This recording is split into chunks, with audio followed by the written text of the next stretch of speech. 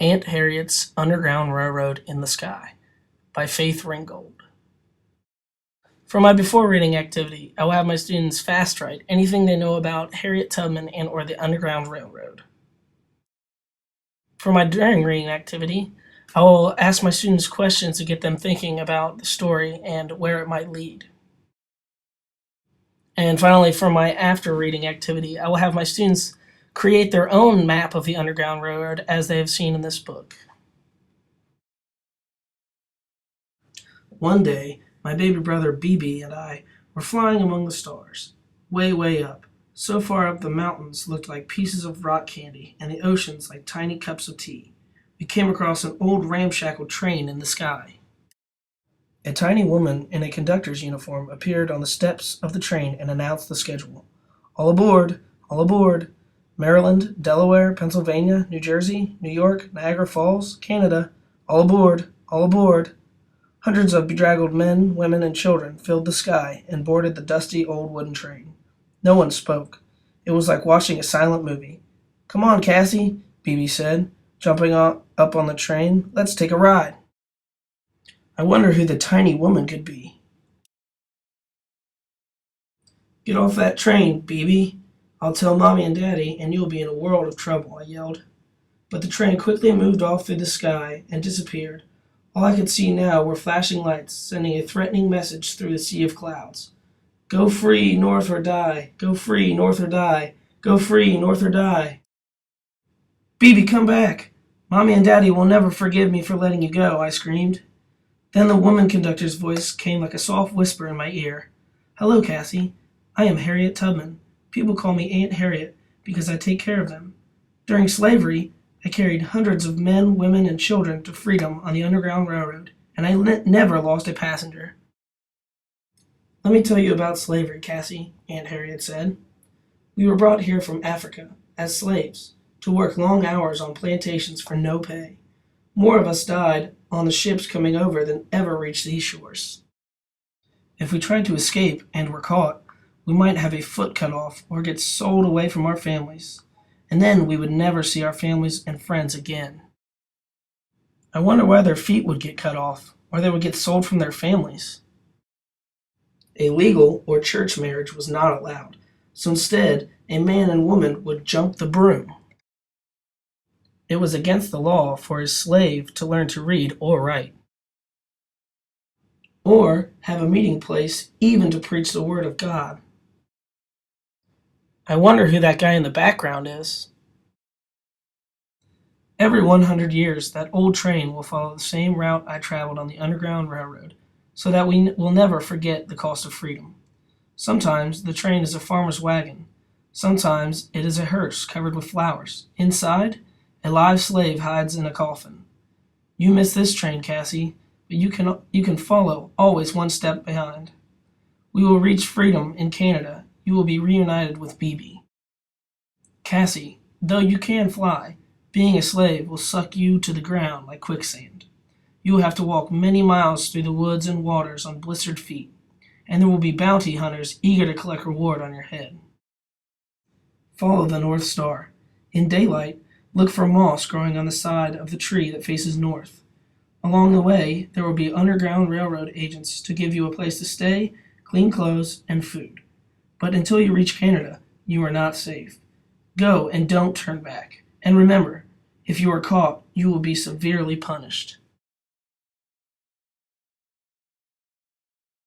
First, you must escape from the slave plantation. Tell no one. Wait until night falls so you will not be seen.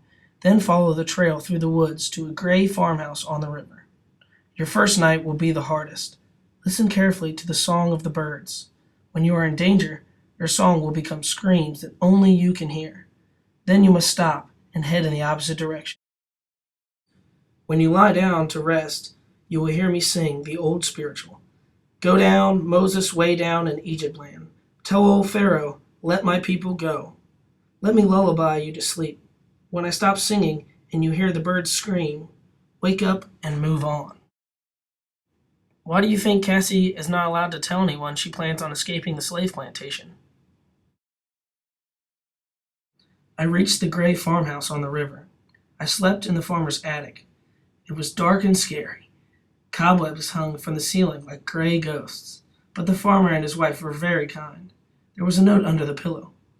Dear Cassie, I am very frightened, but I am a big boy and will not turn back. Love, BB.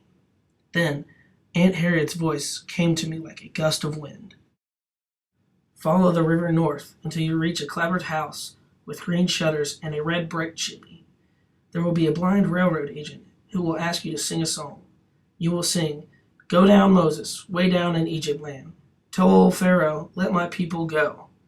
She will give you food and a place to sleep. By nightfall, you must be on your way through the woods. I found BB's baseball cap floating in a swamp. It was worn to shreds. I squeezed the mud out of it.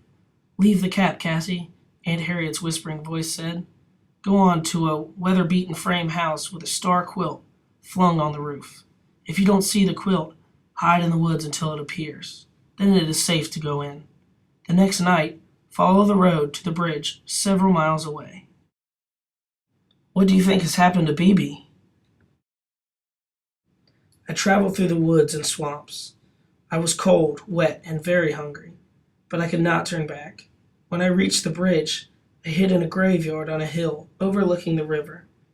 It was there I found BB's toy soldiers and a set of his baseball cards buried alongside the grave of a boy BB's age. I was afraid to cry.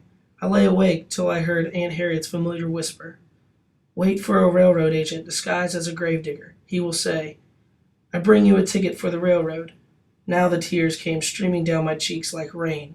I would see BB soon, soon, soon. In a tiny yellow house on the edge of the city, a little girl my age gave me a ticket for the steam car and sewed a fake pass to freedom she had made on my undershirt. It read, Cassie Louise Lightfoot, free-born in New York.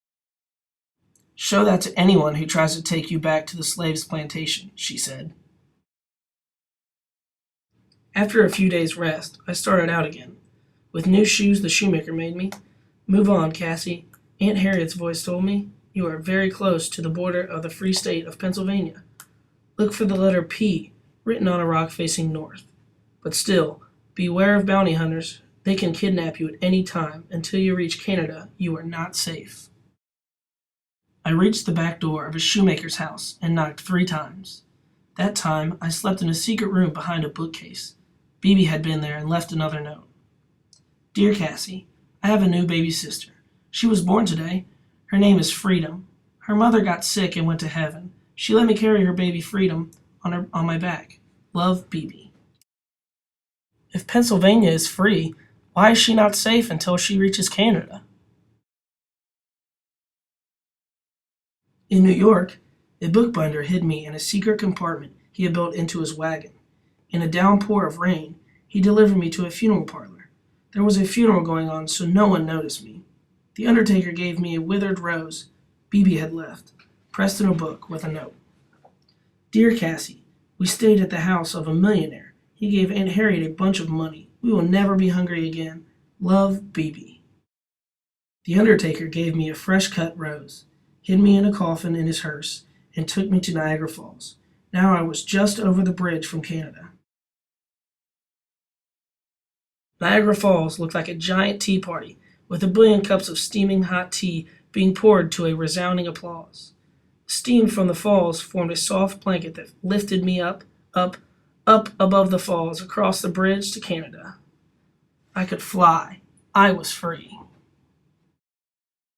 I could see Aunt Harriet and BB, with baby Freedom still tied to his back, the passengers on the Underground Railroad, and the women all dressed in white, flying in a huge circle around them. We're free! We have shook the lion's paw, Aunt Harriet yelled in a voice that shot through the air like a joyous bolt of lightning. Go down, Moses, BB said, and let my people go, the others sang out. I kissed BB over and over, and I made him promise he'd never ever leave me again. I love you, Cassie, but I had to go, BB said. Freedom is more important than just staying together. And what's more, I got to ride the Underground Railroad with Harriet Tubman. Now I know what our great-great-grandparents survived when they were children. That day there was a big feast, and a quilt celebrating the 100th anniversary of Harriet Tubman's first flight to freedom hung in the sky. People came to eat, dance, and sing praise to Aunt Harriet for taking us from slavery to freedom and for being the Moses of her people.